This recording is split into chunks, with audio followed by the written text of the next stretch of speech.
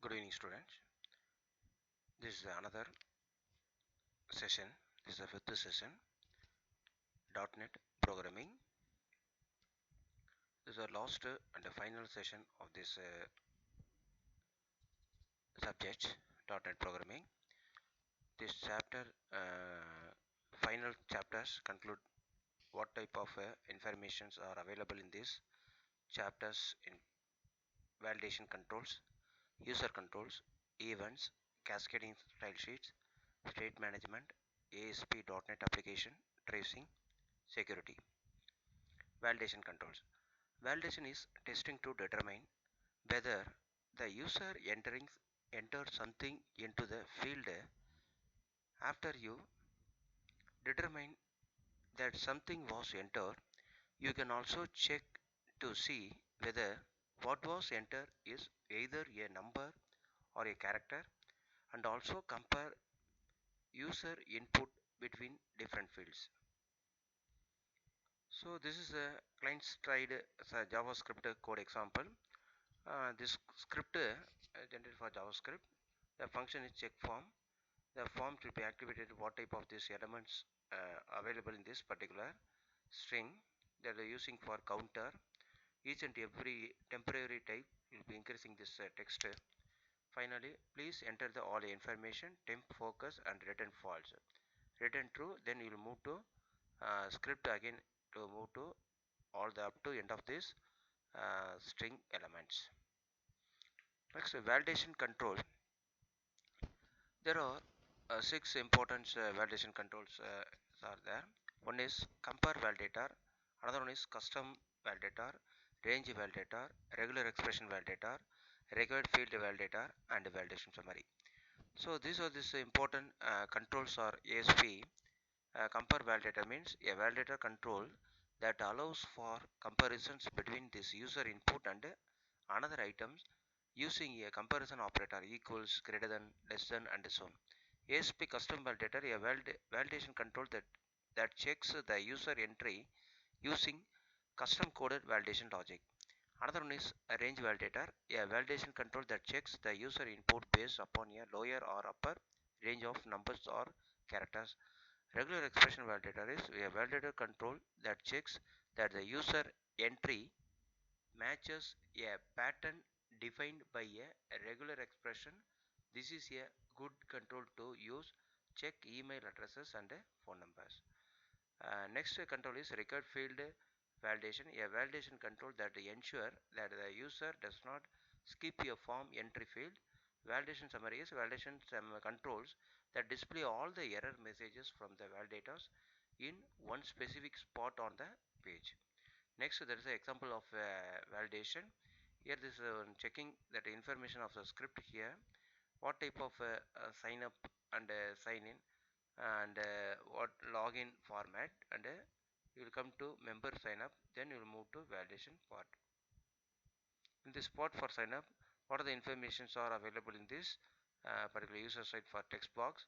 One, email address, name, and then I will move to some type of professions and all the type of list items for there. If you entry for your automated check button is there. Suppose that is a user to enter this the password, and then the test mode is password, that is same entry, then it will allow for this next form. So this is the form membership sign form. Next, user controls. These topics, the user controls are encapsulated chunks of your code that you can place in the middle of your ASP.NET application and reuse. The goal is to build commonly used by generic sections of web documents and just place them in your internet application wherever you need them. A user control can be made up of the following components: static text, other controls, and events. Building a simple user controls. The first user control to build this will be the simplest one possible: static text with a heading and a line of text that says it's not a part of the user control. You build this design mode of this Visual Studio .NET. So how to this the following steps should be usually to create for this web control. Open up Visual Studio .NET. Start the ASP.NET application called user control test apps. Shown this figure for test app. You will be selected for this ASP.NET web apps. So once you have created this application, change the page layout property, page layout to flow layout. Next you need to create this page that incorporate a user control that you build later in the chapters. There is a blank web forms 1.aspx file open in the design mode. This is shown in this figure for my first user control page. This is a web form design. Now you are going to this with this page, right click the application solution explorer and select the add new item will be this given this available items. Another is come to this web user control to be chosen to adding this web user control .ascx that is ASP.NET. Type this is user control. Then this control for this highlighted for this yellow pages here. Control language is VB. Auto event wire up is false. Code begin what type of user control should be linked in this web user controls. Next we will move to go back for web form 1. You come to this to create for this user control concept. This is this user control. So click here this button to shown for this different format. This is the result of this user control of this next page. Next we'll move to events. Controls are objects that wait for specific events and notify the server when those specified events take place. The act that initiates this notification is called a trigger, and the object that sends and that triggers is called an event sender. The code that runs when an event trigger is called an event handler.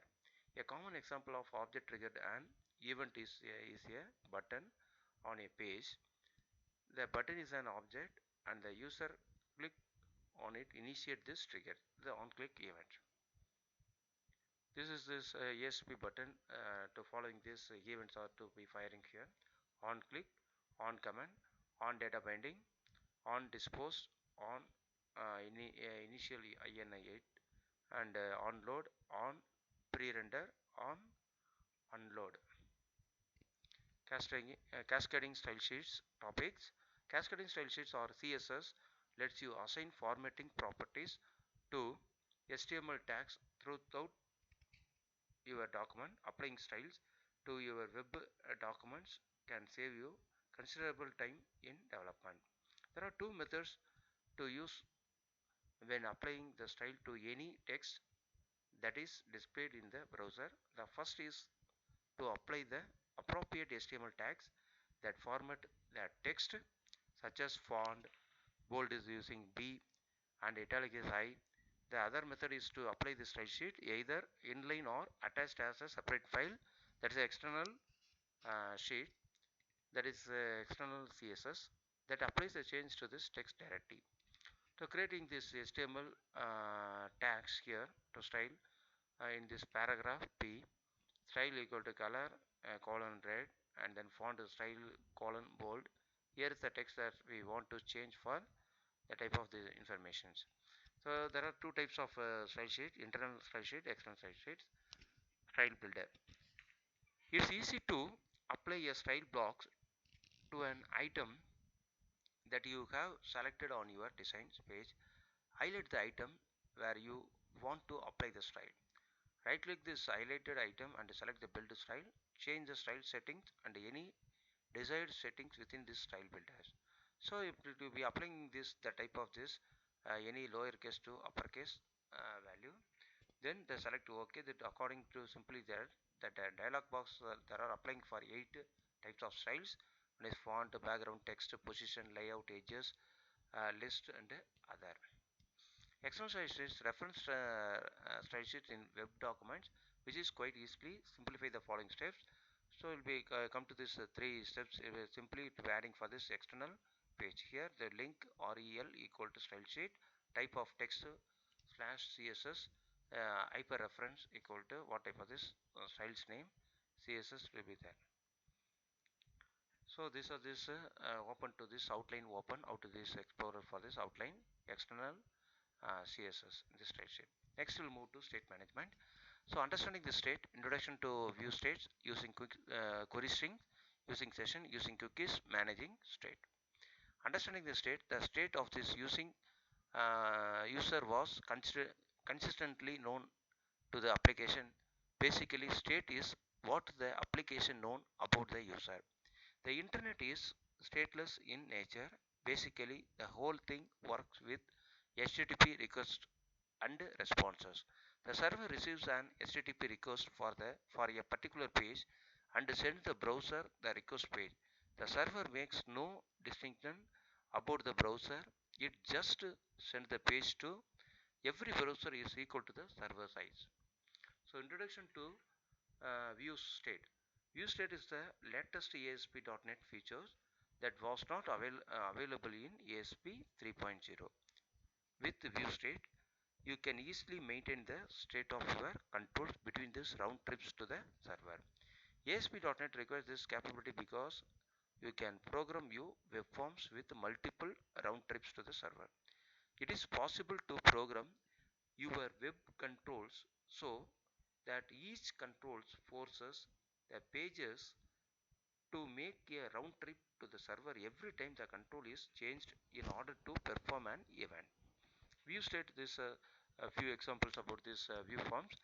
Out to this view forms will be linked over to the name equal to view state. That is the type of this form should be there. So validation to occurring this then one. So tangling view states on and off, extending view states. Query string. Query strings are an easy way to pass data from one page to the next within a web application. They place a created names or value pair and append it onto the URL to pass to the next page. Creating query string. There are a number of different ways to create query string. One of the simplest ways to directly place the name or value pairs of the URL. For example, to create this hyperlink with the query string to be attached. Here this web forms how to be building UI here. ASPX question mark username equal to bill and employee ID equal to 9040777 and then registration. This is this simple query string concept. Next we'll move to sessions. Similar to view states or name or value pair, sessions within this ASP.NET applications allows user to easily maintain this application state. Sessions remains the users as the user works through the pages of web application for a defined period of time. So this is the session employee ID to be specific for this text box 2.text and label 1.text equal to session of employee ID. So the running session in progress process and then running session out of process. There are two sessions. This is a mode of in process of state server SQL server. These are this session state mode. Next we'll move to cookies. Cookies are key or values of pairs that are stored on the client computer. Using cookies to persist information is a simple and easy option in ASP.NET. Cookies are passed along with the HTTP request to the server and are used to identify the user upon receptor. So there are advantages to using cookies. So many advantages of cookie to identification of this all the application simple storing data, all the information. This is the first one to require for what are the information to be stored in the server. Second one will be browser that shut down. So anytime any date to easily to identify the information to recover in future use. And then disadvantages is there are also some negative to using cookies, and for some application they can account for some serious security flaws. So one negative is the cookies need to be small. You can't send large amount of data to the clients to store on the machine. So these are this how to creating this displaying cookies. ASP.NET application. A web application may consist of collection of ASP.NET files and then global.asax file. This item to be created /bin folder global.asax and web.config. These are this important application specific items. Global.asax there are connecting for the different type of directories declarations application events.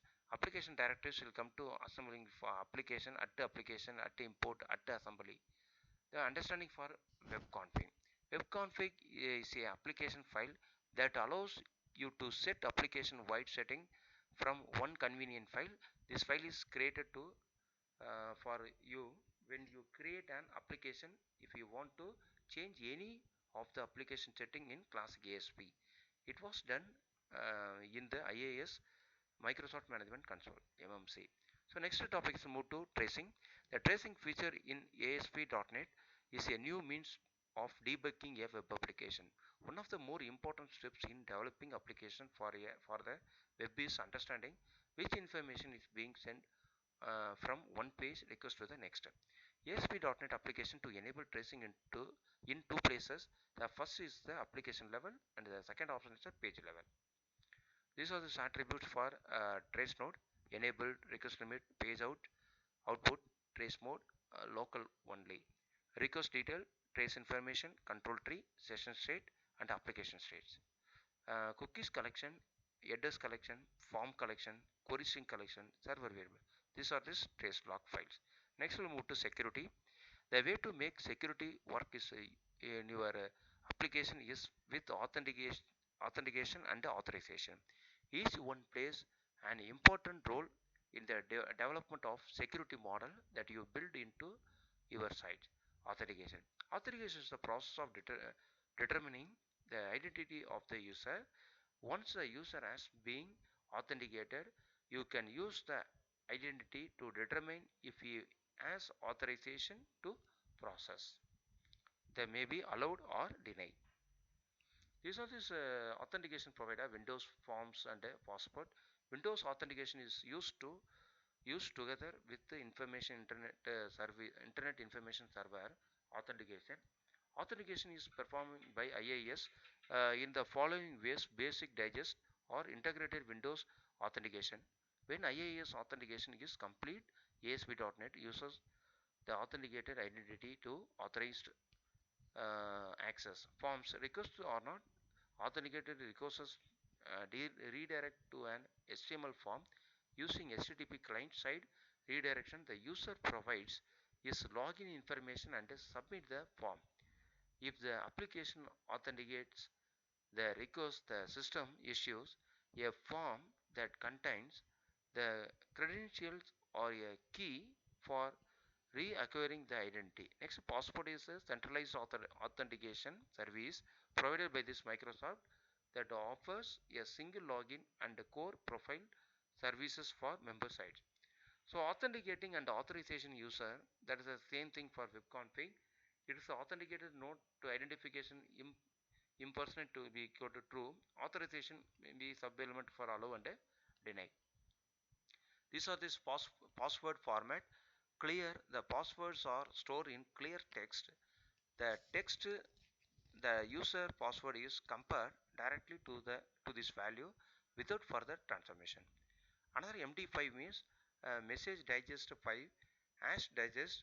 When credentials are validated, the user password is asked when using to MD5 algorithm and compare for equality with this value.